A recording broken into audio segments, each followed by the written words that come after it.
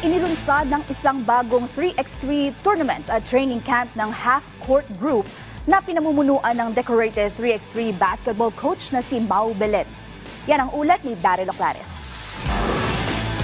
Formal nang inilunsad ng half-court group nitong Huwebes sa Okada, Manila ang pinakabagong 3x3 tournament at training camp dito sa Pilipinas. Nasa likod ng proyektong ito ang isa sa mga batikang 3x3 coach ng bansa na si Mau Belen, kasama ang kanyang mga former players mula sa TNT Triple Giga na sina Chester Saldua, Matthew Salem at Samboy De Leon.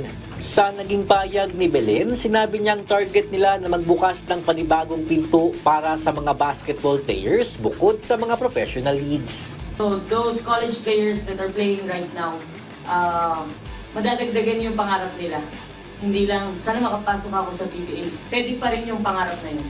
But if that's not coming true, like all our dreams, hindi naman lahat natutupad.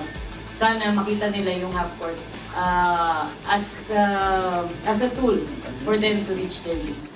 Layunin ng half-court group na palawakin ang 3x3 basketball sa bansa, lalo na't isa na itong Olympic sport. Ito ang binigyang diin ni Belen na tiwalang kaya ng Pilipinas na makipagsabayan sa mga FIBA 3x3 tournaments. We hope we can help the federation. Isa yun sa mga key missions namin. Hindi man fully vetted or hindi man fully acknowledged, but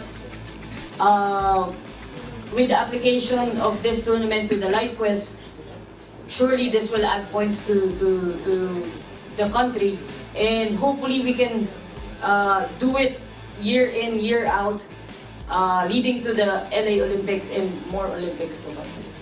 Aarangkada ang half-court 3x3 tournament sa 3 sunod na weekends ngayong Setyembre kung saan tig-16 sa men's at women's team ang maglalaban.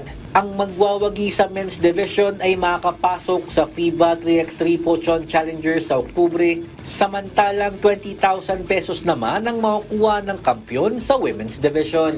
Bukod sa torneo, isang training camp din ang bubuksan ng half-court group para sa mga kabataang 7 hanggang 18 taong gulang. Daryl Oclares para sa Pambansang TV sa Bagong Pilipinas.